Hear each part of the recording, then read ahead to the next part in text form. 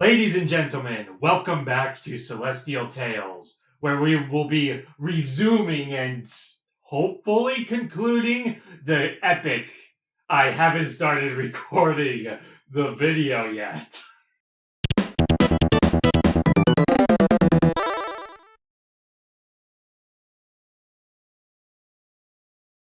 Greetings and welcome back to Celestial Tales, where we will be maybe concluding the epic adventure of Andrew on his quest to defeat evil King Lord David, who stole the wheat of Scorpion God Jim from the King of Arbonia.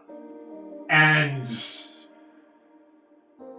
what is this thinking motion? But first, he must defeat the third general of David, which we will dive right into because we need to be wrapping this up. Yes, the epic journey, or just an epic. It's the same thing, but people like to say things are epic nowadays instead of just calling something an epic. They have to say, that was an epic story, instead of just saying, that was an epic. Even though both of those statements would mean the exact same thing, but with one less word. So where we left off was our hero, Andrew, discovered the great weakness of David. And that weakness is that he has a soft spot for nurturing personalities because of his relationship with his mother when he was younger and maybe also as an adult. It was never very clear. He set forth to the fortress or castle? The fortress of Shark, having left the cemetery. With this newfound knowledge, he knew what he needed to do. He needed to find some way to harness the power of a mother to make David drop his guard, and then he could take the fragment of David's tombstone and draw him into it, thus saving the world. Thus he arrived at the Fortress of Shark, a massive castle that looked like a shark, because I cannot come up with a better idea for it being called Fortress of Shark. Maybe a more profound meaning will reveal itself as he enters and braves whatever dangers it may have, but it would not be easy, for guarding the entrance of the fortress was David's third general, Fire, a massive... No, I said we're not changing anything, so it has to be massive. A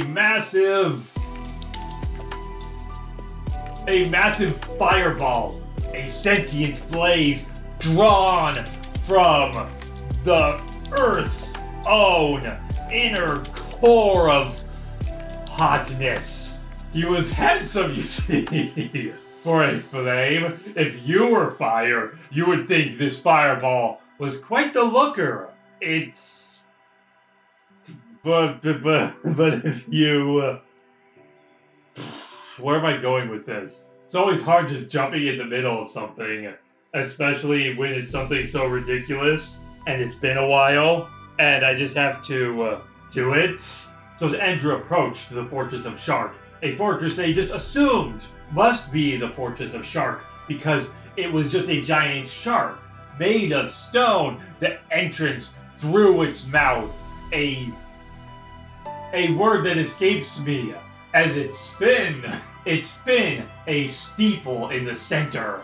Maybe that was where David was. It was the highest point of the castle, and as everyone knows, that is always a place of interest. Either that or the basement. It's always got to be an extreme. You can never have anything important in the middle of a castle. That wouldn't make any sense, despite it being the most accessible part of the castle, thus making the most sense for important stuff to be there because it would be easiest to reach no matter where you are in the castle at any given moment. But that's not how dungeon design works. Dungeon design demands that important stuff is far away or in inconspicuous dead ends. So, the fin was probably the way to go. But before that, Andrew needed to confront this handsome flame. Just a massive ball of fire that was like, "Grrr! You dare intrude upon my master's domain? You will burn for your transgressions." And then Andrew was like, "Transgressions? It is your master who first transgressed upon my kingdom, and now you dare throw accusations at me for defending my kingdom's honor and taking back what was rightfully ours." And then the fire was like, "You raise a good point. But nevertheless, my loyalty lies with David, for it was he who gave me life, drawing me from the inferno of the earth and molding me into this illustrious figure you see before you." Andrew realized he had a fight on his hands, but what was he supposed to do? None of his magic seemed, at a glance, like it would be useful against fire, unless he conjured poison. Was like, "Hooah! Behold the might of a hero," he did not say, because that was a dumb line. And then, whoosh, he cast poison onto the Fireball Man. The Fireball Man got consumed, and the poison exploded because it was flammable now. Like some sort of flammable gas. Because why not? It was like, and Andrew braced himself from the explosion. Not like a hero, but like some wimpy guy. He was like, "Ah!" And the explosion passed, and there was no sign of Fireball Man. Had he done it? Wait! Up above, the fire was coming back together and it shattered into cinders, and then up in the air it was reforming. The Fireball Man had lived, and he was angry. He was going to reduce Andrew to ash. He charged up his might as he came together, and he prepared a massive blaze to cast upon Andrew. And he's like, "Oh, you shall pay for defying me." And he looked down, and Andrew was gone, having sprinted through the door while the guy was reforming. He saw the fire coming together, and he was like, "Well, screw this," and then ran through the door. And then the Fireball guy was like, "Ugh. Damn it." With the Fireball Man essentially thwarted, Andrew proceeded through the Castle of Shark. He did not know where he was going, but he knew that David must be here. He summoned his fox familiar and asked his age-old friend for assistance. Use your mighty sense of smell to find the scent of freshly baked bread, or maybe use magic to sense the energy of the stolen wheat. The fox familiar looked around and looked around some more, and then he caught something. Was that something?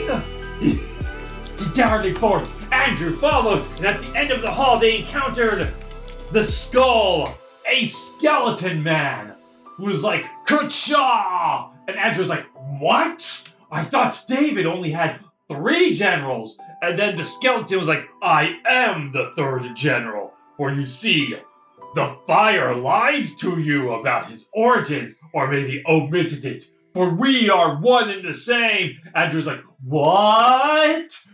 What a twist!" And then the fire came in through the fence, engulfed the Skull Man, and they became together their original, true, ultimate form that had been immolated in the past to become the fire. They had been separated into a skeleton and flame when his flesh body was destroyed in the fire, thus turning one guy into 2, but now they came together and became the demon of hellish death. He was like, "Ugh." He looked exactly like that. He looked like that, including the dice. And he's like, "Ah!" And he went for Andrew. Andrew dodged, firing at the demon with lightning bolts. They hit the demon's back, but the demon just shook it off and was like, "Ah!" And then Andrew's like, is this all this guy does? And he dodged again, firing more crossbow bolts that were lightning. And he was like, yeah! And then the demon was like, I will defeat you! And summoned forth mighty magic. Darkness began to spark like light, and massive amounts of energy came into his hands. And he was like, behold, my ultimate technique! The technique that will destroy you! And he conjured into existence water! Water! Just a massive stream of rapids gushed through the hall, and Andrew was like, got washed away. He's swimming for his life. And then the demon was like, oh no! Oh no! The water is taking him further down the hall and away from me. But he will probably drown. But I should probably make sure. He separated again into fire and took to the vents to follow, while the skeleton form followed, trudging through the water, because now that he was not a demon, he could no longer fly. Andrew woke up moments later, having been separated from the river. His fox familiar had helped him out somehow. It was not explained, it happened on the screen, and he found himself at a stairwell case. He found himself at some stairs. He had washed up onto them, having caught the banister, and was like, he climbed out of the river, looked up, and he saw two doors. Which door should I take? He wondered. The door of the ocean or the door of the rainbow? He was going to be like, door of ocean. That seems foreboding, given the powers that the demon I just faced possessed. He could probably weaponize whatever is beyond that door against me. But then he saw the other door was also sort of water-themed, and he was like, shit, that logic is useless to me. I will flip a coin, he thought. I will go get the coin. Andrew reached into his pocket and pulled out the coin. Heads, ocean, tails, rainbow. He flipped the coin, and it fell off the table that wasn't there. He was very perplexed by this anomaly, but it did not matter, for he read what the coin said. And the coin said, what did the coin say? He crawled over to the coin. He couldn't find the coin. There it is. He found it behind the candelabra, aka the tripod. It was Tails. What was Tails? The rainbow. He headed through the rainbow door. I just realized I forgot to plug in my microphone. Audacity is still recording, but I didn't plug in the microphone. So I was just recording off the computer, which is all the way over here. Hold on. Andrew had flipped his coin and headed through the rainbow door. He did not know what to expect beyond this door. He just knew that he needed to find some way to get past. He just needed to reach David. That's all he knew. Even if it meant circumventing this third general, so long as he could reach David in time and stop the bread from being made, his mission would be complete. With that goal in mind, he rushed down the stairs. He shoved through a door and he saw a rainbow-colored room. He thought, well, this is a thing I could have expected to see. And then suddenly, colors started warping around him. He was like, hoocha! He pulled out his crossbow, ready to fight. And then nothing happened. It just was like, wow, wow, wow, wow, wow. So he just kept walking through the room and opened the door on the other side and encountered the sun. The sun was blazing at him. He was like, it's so bright. And that's when he realized the doors were a sign. It was some sort of puzzle, perhaps. The ocean and the sun creating the rainbow room, everything converging at this central point. And that's when he realized, this heat, this light, it was not the sun. It was some sort of divine oven that David must be using to bake the bread. He was running out of time. He had no choice. He had to push forward. He marched through the heat, not shutting the door behind him. He considered it, but he thought, what if he needs to escape that way? So he pushed forward through the heat. He was sweating. He was just trudging forward. He caught the smell of bread in the distance as he marched through the massive heated chamber. He thought, this is a strange thing. Was this oven made specifically for this purpose? But why? Why would I ask why? David probably made it himself. But still, he marched. And then on the other side, he saw a loaf baking. It was just, and it was almost done. Andrew knew this had to be stopped. He had an idea, a much better idea than using that stupid weakness. He cast his poison onto the bread. The poison merged into the bread, but it did nothing. And then Andrew remembered that he had used his poison to strengthen the wheat back in the kingdom. So obviously this wouldn't work. He should have already known that. But I forget things sometimes until I am already saying them. So instead, he shot the loaf with his crossbow, and it hit the bread and it scattered about, and he had destroyed the loaf, but David could still eat it like this. So Andrew pushed forward and he barged through the front of the oven. He was like, ka-cha! And he landed in a kitchen, and there was a man at the table, and he's like, whoa! It was the chef, David's chef, the Kiss. Chef's Kiss was his name. He was like, mwah! And a massive laser beam was shot at Andrew. Andrew dodged. The laser beam shot into the oven and it exploded, charring the bread. And then Chef's Kiss was like, no, my masterpiece. And then he died of shame. Andrew had destroyed the bread, but that was not the end. David could always just make more. So Andrew barged into the dining room. He was like, ha ha ha, I am here to defeat you, David. And there he was, David. He was like, who are you? I am the great hero of Arbonia. Hero of Arbonia, don't make me laugh. I defeated everyone in that kingdom when I raided it, and I can defeat you all the same. He drew forth his mighty sword, the sword of Newt, which had the power to neutralize godly energies. He was like, ah! And then Andrew was like, ah! Without a sword. And they clashed somehow.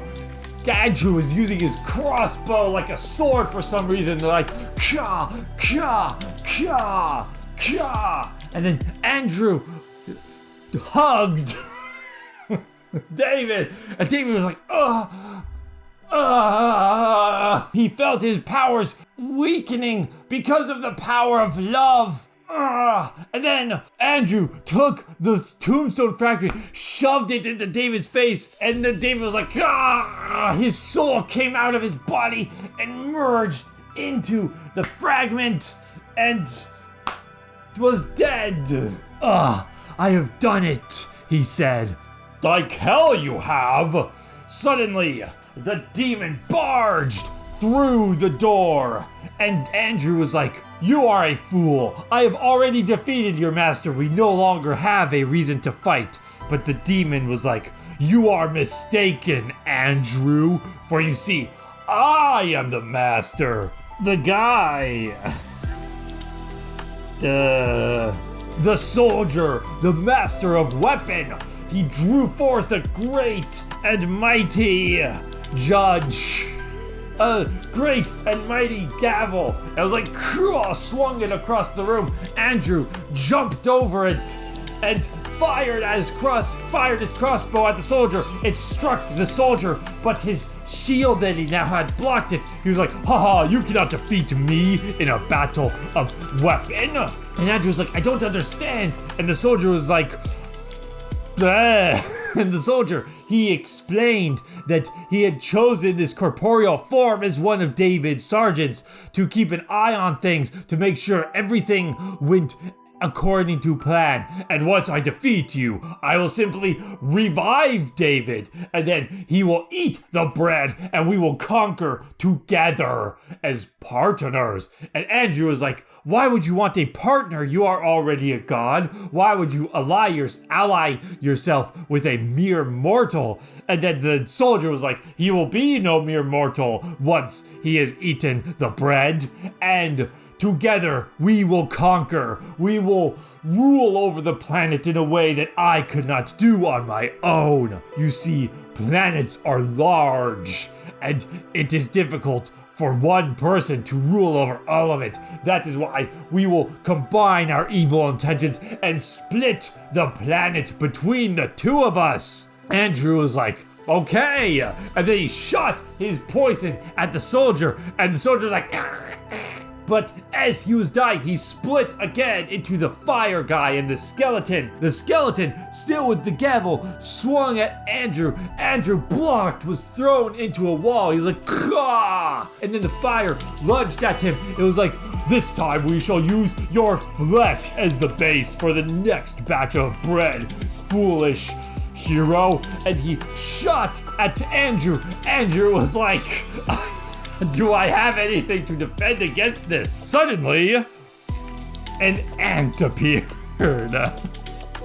With no other option available to him, he needed to survive even at the cost of his friend, although it's better if the fox familiar makes his decision. So as Andrew is bracing for the inevitable, the fox familiar came out, took the flame, and was like, "Caw! You must keep fighting, Andrew!"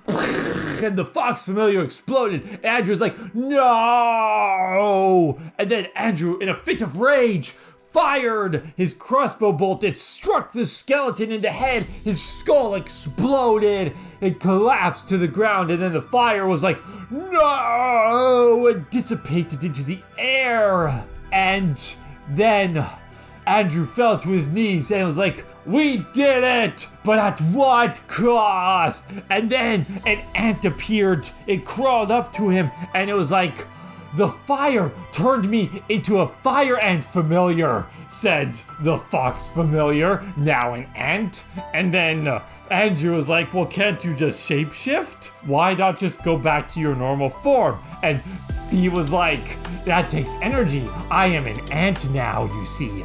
And then he was like, sure, that makes sense. And so they headed home. And I guess that's how we're ending it. Not the best ending. I feel like it could have been better. Well, of course it could have been better. The ending was kind of dumb. But honestly, I was just ready to be done with it. There's been a lot of time between these recordings, and it's kind of hard for me to get back into the flow of something that I already had going, especially after weeks of time passing. So I just wanted to get it done. Also, I was having some technical issues, and that was and seeing those technical issues happening was kind of draining my energy, especially because I don't have a whole lot of energy right now to begin with. It's been kind of a busy day, so to speak, but I just knew I needed to get this done. So I did it. And it suffered for it, and sometimes that happens, but we will do it. This is the anticlimactic conclusion, I guess. So there you have it. The adventure of Andrew, who saved the world from David. If you liked this, then watch other episodes of this series and look forward to new ones. And as I said in the first episode, give me your suggestions about ways we can mix things up, ways we can use this formula in unique ways to come up with more interesting stories. Hopefully ones that will go better than this. This was very experimental, and at the end I was just kind of not really sure where I was going with it anymore. But now that I've done it once, it can improve. we can expand on this idea, or we can come up with something else completely original. I actually have an idea similar to this one, but we'll have to see whether or not that pans out. In the meantime, do the YouTube things, and I'll see you next time.